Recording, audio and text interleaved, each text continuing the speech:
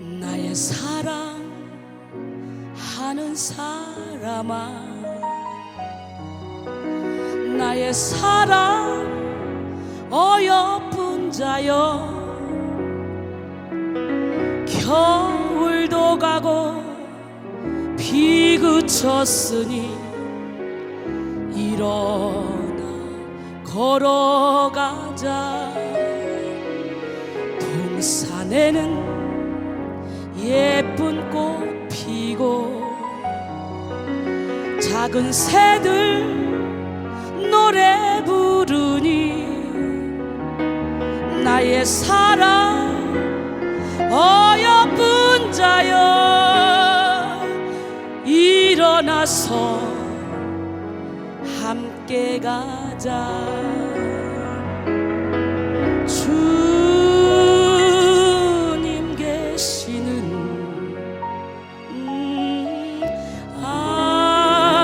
아름다운 곳,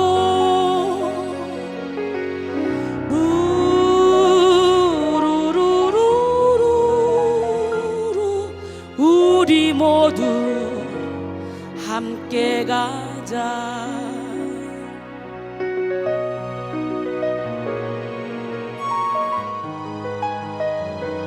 고린도전서 15장 31절로 34절 말씀. 형제들아, 내가 그리스도 예수 우리 주 안에서 가진 바 너희에 대한 나의 자랑을 두고 단언하노니 나는 날마다 죽노라.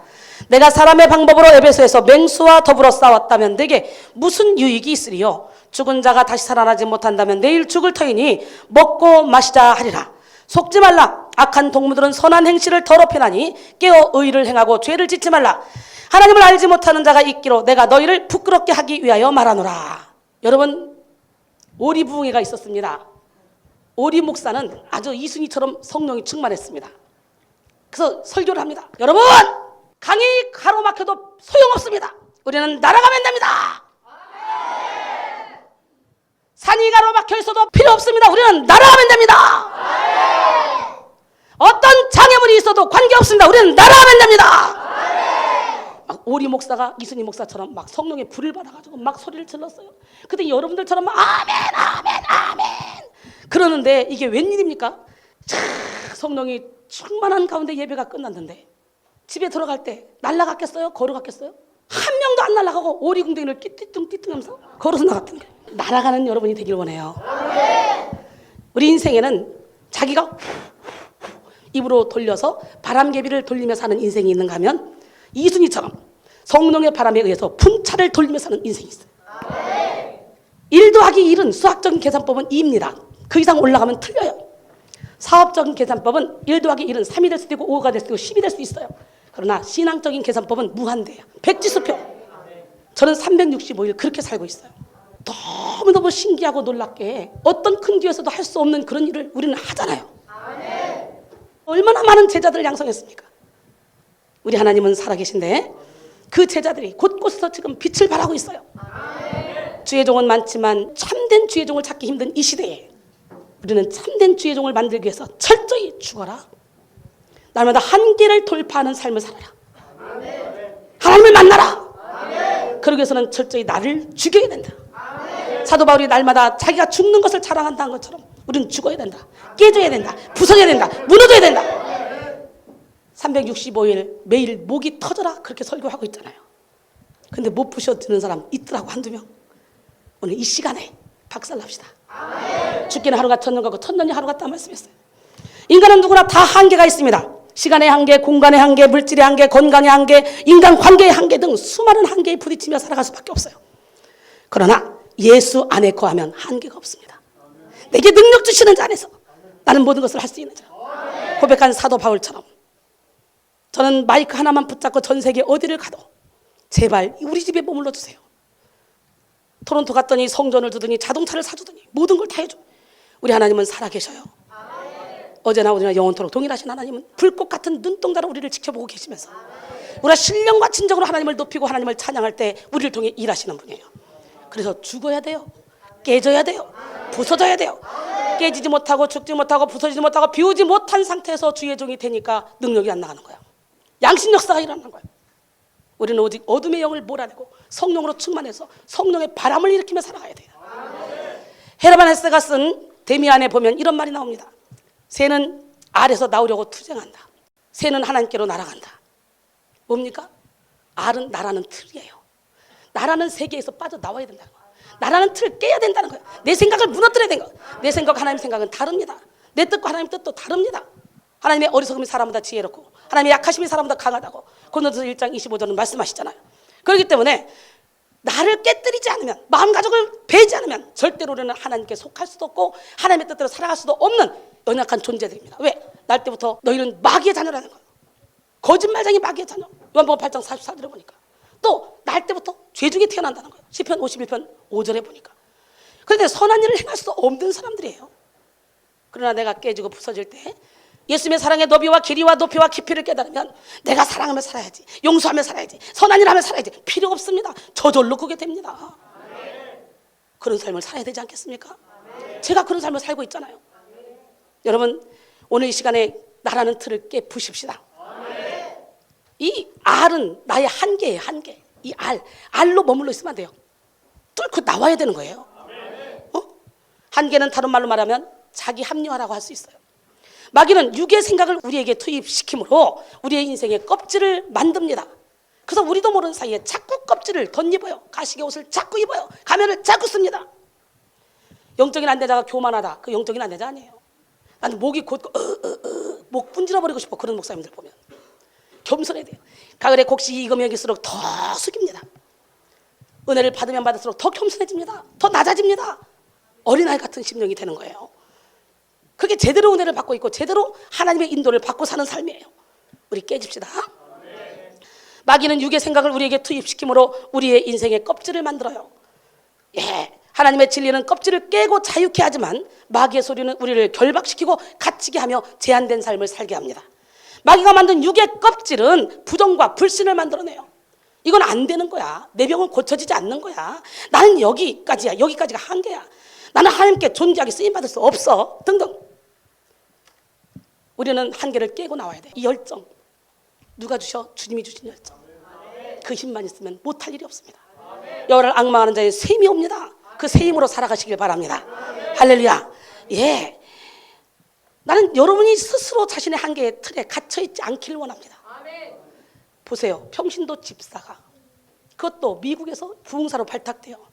1년에 6개월은 미국의 부흥회를 다녔는데 하나님의 나라는 말에 있지 않습니다. 능력이 있습니다. 한계를 돌파하는 삶을 사세요. 할렐루야. 기적의 하나님, 능력의 하나님, 살아계신 하나님은 지금 말씀하십니다. 살아난 내 딸아, 살아난 내 아들아, 내가 너를 통해 일하기를 원해. 좀 내 마음을 내게 줘봐. 우리 하나님은 우리의 마음 받기를 원하셔요. 오늘 본문에서 사도 바울은 날마다 죽는 것을 자랑한다는 거예요. 그것이 바로 알을 깬다는 거죠. 날마다 죽는다는 거. 이것은 날마다 부정과 불신의 껍질을 깨 부셔버린다는 거예요. 내 생각을 없애버린다는 거예요. 할 수 없다는 생각, 안 된다는 생각, 절망과 두려움의 생각, 자신의 한계를 다 깨 박살내겠다는 거예요. 즉 인간의 방법으로 살지 않겠다는 거지. 사도 바울이 이방인의 선교사로 예수 그리스도 이후에 최고의 업적을 남긴 사람이라 평가를 받습니다. 그러나 그도 실패한 경험이 있어요. 바로 그리스 아덴 지역에서의 실패입니다. 그리스 아덴 지역에 설교할 때 그리스 사람들이 좋아하는 철학과 그들의 신론을 거들먹거리면서 그들의 우상숭배를 비판했습니다. 사도 바울은 그들이 알지 못하는 신에게 절한다고 그리고 비판했어요. 자기도 많은 것을 알고 있고 배웠기 때문에 그 철학자들하고 비판하면서 같이 논쟁을 합니다. 그러면서 복음을 전합니다. 그러나 그의 설득력은 오히려 지성과 철학의 절정을 달리고 있었던 에피쿠로스 학파와 스토아 학파의 비웃음을 샀습니다. 그래서 아덴 지역에서의 선교는 소수의 사람만 전도했어요. 그리고 거기에 그치고 사도 바울은 이때의 경험으로 인하여 고린도 지역으로 가서는 한참을 두려워하며 떨었습니다. 내가 복음을 어떻게 전해야 될까? 철학적으로, 지식적으로, 논리적으로 전해야 될까? 내가 실패봤는데 아덴에서. 그리고 마침내 그는 자신의 인간적인 지혜를 다 내려놓기 시작합니다. 생각을 박살내기 시작합니다. 그러면서 뭐라고 고백하냐? 고린도서 2장 4절로 5절 보니까 내 말과 내 전도함이 설득력 있는 지혜의 말로 하지 아니하고 다만 성령의 능력과 나타나심으로 한다는 거예요. 너희 믿음이 사람의 지혜에 있지 아니하고 다만 하나님의 능력에 있게 하려 하였느니라 그랬어요. 할렐루야. 사람의 방법으로 행한 것이라면 그 아무리 위대한 일을 행한다 할지라도 아무 소용이 없습니다. 고린도전서 13장 1절로 3절 내가 사람의 방언과 천사의 말을 할지라도 사랑이 없으면 소리나는 구리와 울리는 꽹과리가 되고 내가 예언하는 능력이 있어 모든 비밀과 모든 지식을 알고 또 산을 옮길 만한 믿음이 있을지라도 사랑이 없으면 내가 아무것도 아니오. 내가 내게 있는 모든 것으로 구제하고 또 내 몸을 불사르게 내어줄지라도 사랑이 없으면 내게 아무 유익이 없느니라 그랬어요. 이 사람의 방법은 육신의 일이에요. 결국 사람의 방법은 자기 정욕을 위한 것입니다. 그래서 로마서 13장 14절에 오직 주 예수 그리스도로 옷 입고 정욕을 위하여 육신의 일을 도모하지 말라 그랬어요. 로마서 7장 5절에 보니까 우리가 육신에 있을 때는 율법으로 말미암는 죄의 정욕이 우리 지체 중에 역사하여 우리로 사망을 위하여 열매 맺게 했다는 거예요. 갈라디아서 5장 24절에 보니까 그리스도 예수의 사람들은 육체와 함께 그 정욕과 탐심을 십자가에 못 박았느니라 했어요. 여러분, 우리는 죄의 정욕이 우리 지체 중에 역사하여 사망을 위하여 열매를 맺게 해서는 안 됩니다. 반드시 육신의 껍질을 깨고 성령으로 살아서 성령의 열매를 맺어야 됩니다. 육신으로 행하면 아무리 선한 일을 하려고 시작해도 어느새 죄의 정욕이 우리 지체 중에 역사하여 우리로 사망을 위하여 열매를 맺게 합니다. 우리는 우리의 정욕을 위한 삶이 아니라 하나님의 뜻을 구하는 삶을 살아야 돼요. 날마다 사람의 방법으로 살려는 그런 자신을 죽여야 됩니다. 날마다 알을 깨고 나와야 됩니다. 날마다 한계를 극복하며 성령으로 살아가야 됩니다. 스가랴 4장 6절 이하에 보니까 이는 힘으로 되지 아니하고 능으로 되지 아니면 오직 나의 영으로 되느니라. 나의 신으로 되느니라. 큰 산아 내가 무엇이냐? 내가 수르바벨 앞에서 평지가 되리라. 큰 산아 내가 무엇이냐? 네가 순이 앞에서 평지가 되리라. 이 말씀이 내 말씀으로 들려야 돼요. 그가 머릿돌을 내놓을 때 무리가 외치기를 은총이 그에게 있을지로다 하리라 그랬어요. 인간은 하나님이 만드신 만물의 영장입니다. 그렇지만 죄로 말미암아 타락한 인간은 수많은 한계를 갖게 됐습니다. 타락하기 이전에는 영원히 살 수 있는 생명과 무한한 지혜와 지식, 무한한 자원을 가지고 있는 그런 에덴 동산을 소유했습니다. 그러나 타락 후에 인간은 죽음을 피할 수 없는 시간의 한계를 지닌 존재가 됐고 공간의 한계를 지닌 존재가 됐어요. 생각과 마음이 부패하게 됐고 이 자연 만물도 인간이 땀을 흘리는 수고를 해야만 먹을 수 있게 되었습니다. 어떤 사람은 자신이 마음 먹은 대로 인생을 살 수 있는 것처럼 자신만만하게 살아가는 사람도 있지만 그 생각은 어디까지나 착각입니다. 하나님의 공급하심이 없이 인간이 스스로 할 수 있는 일은 아무것도 없어요. 그렇기 때문에 가장 어리석은 것이 나를 믿든 남을 믿든 인간을 의지하는 것, 이것이 가장 어리석은 거예요. 나도 믿을 수 없고 남들도 믿을 수 없어요. 시편 146편 3절로 4절 보니까 귀인들을 의지하지 말며 도울 힘이 없는 인생도 의지하지 말지니 그의 호흡이 끊어지면 흙으로 돌아가서 그날에 그의 생각이 소멸하리로다. 이사야 2장 22절에 너희는 인생을 의지하지 말라. 그의 호흡은 코에 있나니 새말 가치가 어디 있느냐 그랬어요. 하나님은 창조주이십니다. 하나님은 말씀으로 천지를 지으시면서 공허한 곳을 채우시고 혼돈스러운 곳을 질서 있게 만드셨습니다. 하나님은 공허한 곳을 만족으로 채우시는 분이에요. 채움은 만족으로 의미합니다. 부족한 것이 없는 상태입니다. 허무한 상태가 아니라 의미 있는 가치로 충만한 상태입니다. 하지만 공허함은 허무와 절망을 상징하는 거죠.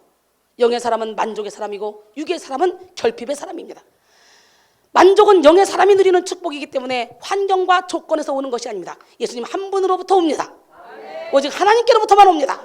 그렇기 때문에 채움이란 깊은 만족을 의미하죠. 이 만족은 존재를 값어치 있게 하는 동기의 역할을 감당합니다. 그래서 만족함이 있는 사람은 삶에 감사가 있고 자족함이 있고 항상 기뻐하며 쉬지 않고 기도하며 범사에 감사하는 삶을 살아갑니다. 빌립보 4장 11절로 13절 보니까 내가 궁핍함으로 말하는 것이 아니니라. 어떤 형편에든지 나는 자족하기를 배웠느니 나는 비천에 처할 줄도 알고 풍부에 처할 줄도 알아. 모든 일 곧 배부름과 배고픔과 풍부와 궁핍에서 처할 줄 아는 일체의 비결을 배웠노라. 내게 능력 주시는 자 안에서 내가 모든 것을 할 수 있느니라. 이 고백이 여러분의 고백이 되길 원해요. 이 고백이 바로 저의 고백입니다. 여러분이 볼 때 저는 항상 웃고 있죠. 항상 행복해 보이죠. 제 짜증스러운 삶이 없어요.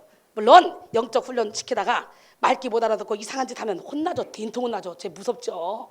그러나 저는 근본적으로 이 영혼에서부터 생수가 항상 끊이지 않게 올라와요. 여러분, 그러나 어둠은 절망을 의미합니다. 절망은 희망이 없는 상태, 죽음의 상태, 방향성을 잃어버린 상태입니다. 생명의 활동이 없는 상태가 바로 어둠의 상태이자 절망의 상태입니다. 그러나 하나님의 창조의 능력은 이 어둠을 빛으로 바꿔놓으셨어요. 그러니까 예수를 믿기만 하면 여러분의 모든 슬픔이 변하여 춤이 되게 하시고 베옷을 벗기고 기쁨으로 띄워주심으로 절망을 희망으로 바꿔주십니다. 이것이 창조의 능력입니다. 영에 속한 사람은 절대로 절망하지 않습니다. 어느 곳에나 희망을 봅니다. 이런 사람은 인생의 한계를 돌파하여 육에 갇히지 않습니다. 바울과 신라는 복음을 증거하다가 억울하게 누명을 쓰고 매맞고 착고에 채워져 옥에 갇혔었지만 그들의 마음은 인생의 한계를 돌파해가지고 그 마음은 하나님께 있었기 때문에 아무리 두드러 패고 착고에 채워도 감방에 갇혀도 그들의 마음까지 묶을 수는 없었던 거죠. 결국은 그 안에서 한계를 돌파해서 기뻐하며 하나님을 찬양했을 때 옥토가 흔들리고 옥문이 열리는 역사, 착고가 풀어지는 역사. 야고보를 칼로 죽였더니 어머 세상에 유대인들이 좋아하는 거야. 그래 베드로도 죽여야지. 헤롯이 베드로를 잡았는데 그때가 무교절 기간이야. 야 무교절이 끝난 다음에 죽여야지. 그리고는요 4명씩 4패에 지키게 하면서 깊은 옥에 가뒀습니다. 그런데 베드로는 자요. 어떻게 잡니까? 허리띠를 풀고 우통을 벗고 신발을 벗고 얼마나 깊이 잤는지 하나님의 사자가 빛으로 환하게 광채로 나타나도 몰라. 막 흔들어도 몰라. 나중에 흔들으니까 깨어났어. 따라와 철문이 쫙 열리고 가. 한참 갈 때까지도 이게 꿈인지 생신지 몰라. 얼마나 깊은 잠을 들었으면 죽음이 두렵지 않은 거예요. 육신의 장막집을 벗으면 손으로 짓지 않은 영원한 집이 우리를 기다리고 있다는 걸 알기 때문에 전혀 죽음이 무섭지가 않은 거예요. 그러니까 죽음 앞에서도 담대하게 깊은 잠에 빠질 수 있는 베드로. 이게 이순이 아닙니까? 그게 여러분이 돼야 돼요. 할렐루야. 예. 이렇게 베드로는 죽음을 두려워하지 않고 평안한 마음으로 잠을 잤습니다. 이제 내일이면 끌려가서 죽어야만 하는데 그런 상황인데 얼마나 깊은 잠을 잤으면 하나님의 사자가 빛으로 나타나도 모릅니까? 멋있지 않습니까? 결국 깨워 흔들어서 구출시키는 장면을 보죠. 이렇게 절망 중에 희망을 보게 하시는 하나님은 지금도 살아서 운동력 있게 역사하십니다. 이 시간 그 하나님을 만나야 돼요. 내가 만난 하나님을 자랑해야 돼요. 하지만 많은 사람들이 인생의 한계에 부딪힘으로 육에 갇혀버립니다. 인생의 한계는 인간으로 하여금 절망하게 만듭니다. 소망의 빛을 보기보다는 할 수 없다는 낙담과 나약한 생각을 가져다 줍니다. 우리는 믿음으로 한계를 뛰어넘어야 돼요. 한계를 뛰어넘을 때 하나님의 새 창조의 역사가 오늘 우리의 삶에 일어납니다. 한계를 뛰어넘을 때 하나님의 약속은 우리에게 성취됩니다. 에레미야 33장 2절로 3절 이를 행하시는 여호와 그것을 만들어 성취하시는 여호와 그의 이름을 여호와라 하는 이가 이와 같이 이르시는도다. 너는 내게 부르짖으라 내가 내게 응답하겠고 내가 알지 못하는 크고 은밀한 일을 내게 보이리라. 이사야 58장 9절에 내가 부를 때는 내가 응답하겠고 내가 부르짖을 때는 내가 여기 있다리라. 주님이 나 여기 있어. 우리는 이런 기도를 해야 돼요. 간절한 기도, 부르짖는 기도. 그러나 하나님의 약속을 인간의 관점에서 이해하면 나의 자아가 하나님의 약속에 대한 불신함과 오해를 만들어내는 일이 생깁니다. 인간적인 생각 때문에 하나님의 약속을 인간의 한계에 잣대에 맞추어서 제한시키는 거죠. 아브라함이 아들을 기다리다가 사라의 몸종 하갈을 취하여 이스마엘을 낳은 것처럼 말입니다. 하나님은 여러분을 통해 기적을 일으키를 원해요. 여러분을 통해 하나님의 형상을 나타내기를 원해요. 하나님의 기적을 체험하기 위해 우리는 우리의 육신의 생각을 완전히 내려놓고 하나님의 관점에서 하나님의 약속을 바라봐야 돼요. 죽지 못한 자아는 하나님의 약속과 현실 사이에서 갈등을 만들어냅니다. 하나님의 무한한 능력을 제한시키고 하나님의 역사가 일어나지 못하는 그런 불신앙의 분위기를 조성합니다. 그러므로 기적의 주인공이 되기 위해서는 생각이 완전히 변화돼야 돼요. 육신의 한계를 초월하는 하나님의 전지전능하심을 그런 확고하게 신뢰하고 기다려야 됩니다. 저는요 초자연적인 삶을 살아요. 불 꺼놓고 편하게 팍 잡은 기억이 없어요. 20년 전부터 사역에 몰두하면서. 그도 슬슬 하는 게 아니에요. 밥 한 끼 먹고 밥 먹을 시간 없어서 그렇게 하다 보니까 저를 통해 평생을 신앙생활에도 하나님을 못 만났던 사람들 하나님 다 만나. 제가 부흥회 대구 같은 불모지에 3년 반 동안 매주 개교회 부흥회를 나갔잖아요. 대구, 창원, 마산, 부산, 울산 어쩌면 그렇게 경상도 뭉둥이들하고 놀게 했는지. 제가요 충청남도 서천군 서천읍 두학리 13 2번지 이중화 시댁 이순입니다. 보리뭉둥이들한테 갖다 놓고 집회를 하는데 충청도도 그렇지만 신나게 막 재밌는 얘기 해놓고 나면 10분 있으면 사람들이 까르르 웃어요. 왜 웃어요? 아까 그 얘기 때문에 웃는데. 한참 생각해요. 처음에는요 도대체가 말귀를 못 알아듣는 거예요. 나도 못 알아듣겠고. 제가 집회를 하면 이게 각인이 된대. 여기서는 제가 살살하지만 부흥회 가면 다 뒤집어 엎어버리잖아. 각인이 된대. 각인이 돼서 집회 한 타임 딱 참석하고 집에 가서 누우면 내가 막 천장에 춤추고 다니는 게 보인대. 그때는 막 계다리춤부터 시작해서 막 온몸으로 했거든. 기적의 하나님, 능력의 하나님, 살아계신 하나님. 그 하나님이 나를 처음부터 교회 세우라고 했으면 아마 교회가 지금 빌딩이 몇 개가 세워졌을 건데 선교센터를 하래. 그래서 나는 교회 안 세우려고 끝까지 뭉겼는데 우리 조카 목사님이 이모님 이제 교회 세우세요.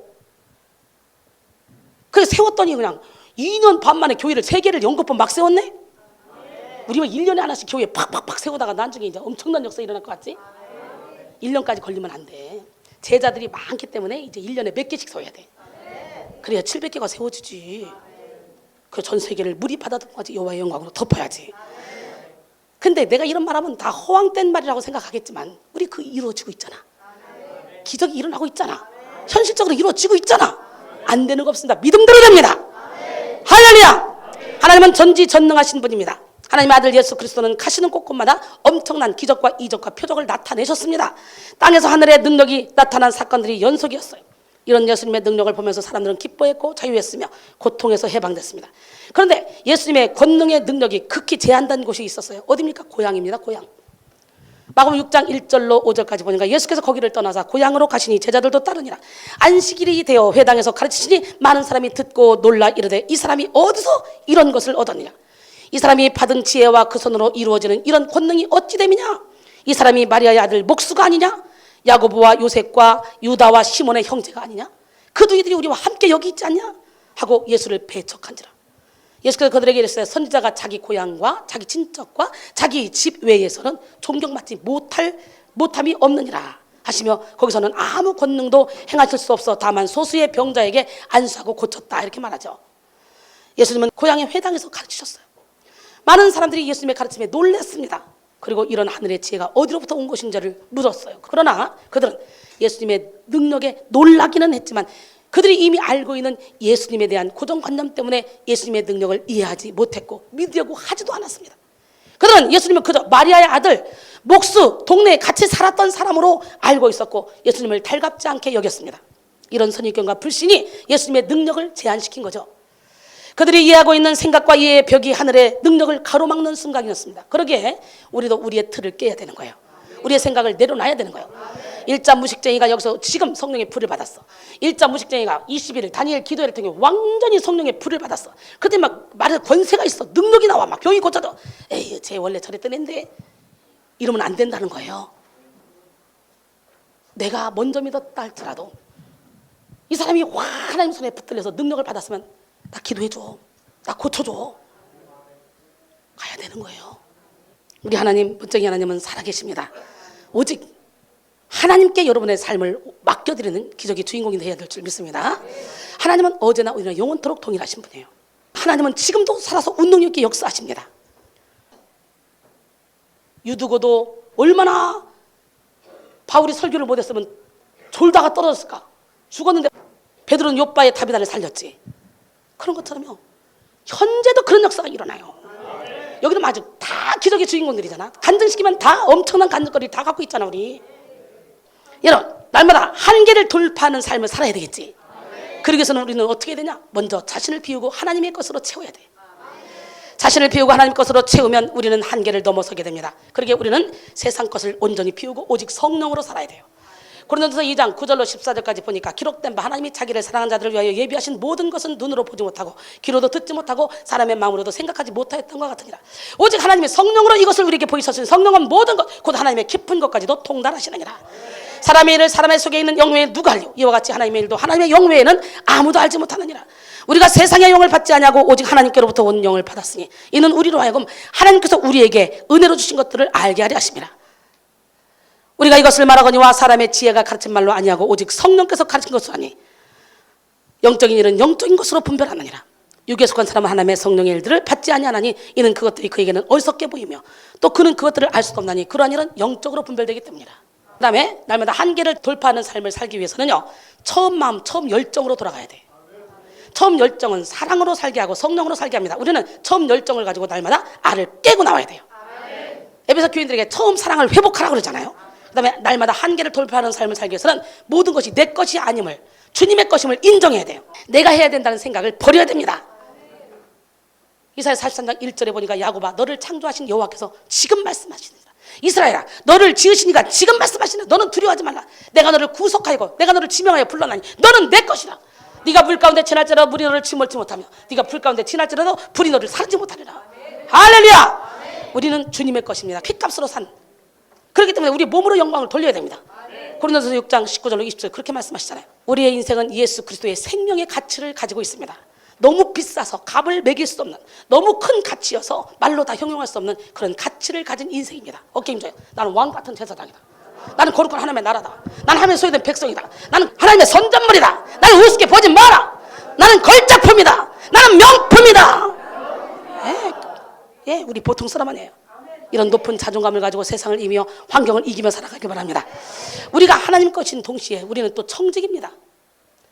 청지기는 옛날 한국에서는요, 수청방에 거하면서 주인의 시종을 들며 집안 여러 일을 맡아보던 종을 지칭하는 말입니다.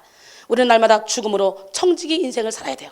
내가 죽을 때 나를 통해 주님이 일하시기 때문에. 누가복음 17장 7절로 10절 보면 너희 중 누구에게 밭을 갈거나 양을 치거나 하는 종이 있어 밭에서 돌아오면 그더러 곧 와서 앉아서 먹으라 말할 자가 있느냐? 도리어 그더러 내 먹을 것을 준비하고 띠를 띠고 내가 먹고 마시는 동안에 수종 들고 너는 그 후에 먹고 마시라 하지 않겠느냐? 명한 대로 하였다고 종에게 감사하겠느냐? 이와 같이 너희도 명령 받은 것을 다 행한 후에 이르기를 우리는 무익한 종이라 우리가 하여야 할 일을 한 것뿐입니다 라고 할지니라. 아멘. 고린도전서 3장 9절에 우리는 하나님의 동력자들이요 하나님의 파티와 하나님의 집입니다. 청지기의 3대 원칙이 있어요. 첫째로 청지기에 있는 모든 것은 주인의 것입니다. 둘째로 청지기는 주인을 위해서 사는 종입니다. 셋째로 청지기는 물러날 때 결산을 해야 됩니다. 청지기의 삶은 한계를 돌파합니다. 왜냐하면 주인이신 전능하신 하나님이 이 안에 계시기 때문에. 하나님께서는 능치 못하심이 없습니다. 매일 한계에 부딪히는 삶을 산다면 그것은 하나님의 일을 하지 않고 자기 일을 하고 있는 거예요. 전능하신 하나님의 청지기로서의 삶을 잘 감당해서 살아가는 지혜로운 성도가 다 되기를 원합니다. 자신을 비우고 성령으로 채움으로 한계를 돌파합시다. 처음 사랑을 회복함으로 한계를 돌파합시다. 청지기의 삶을 살아감으로 한계를 돌파합시다.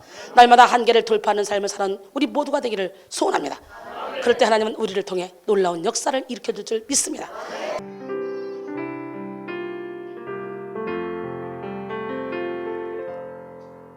너의 하나님 여호와가 너의 가운데 계시니 그는 구원을 베푸실 전능자시라.